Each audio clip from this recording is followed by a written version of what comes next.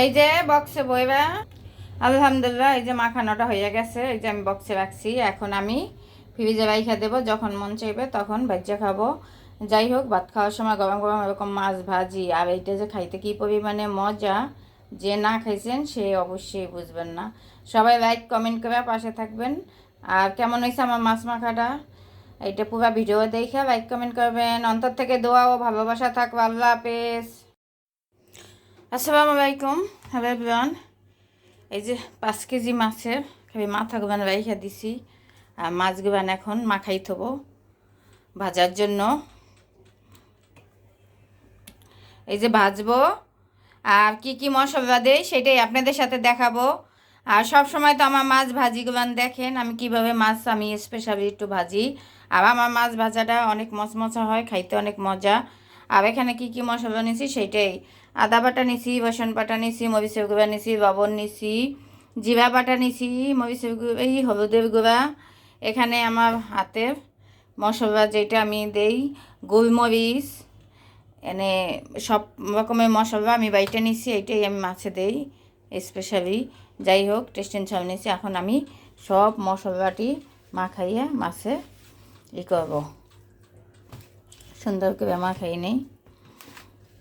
এক হাত দিয়ে ধরছি, পানি দেব না, মাছ থেকে পানি বেইবে না, একটু পানি দিয়ে মাখাইবে, গায়ে লাগতো।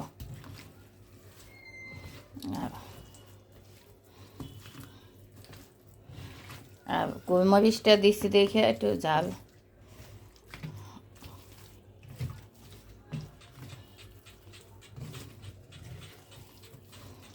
এই যে এইভাবে মাছ মাইখা থইলে যখন মনে চায় তখনই খাওয়া যায়।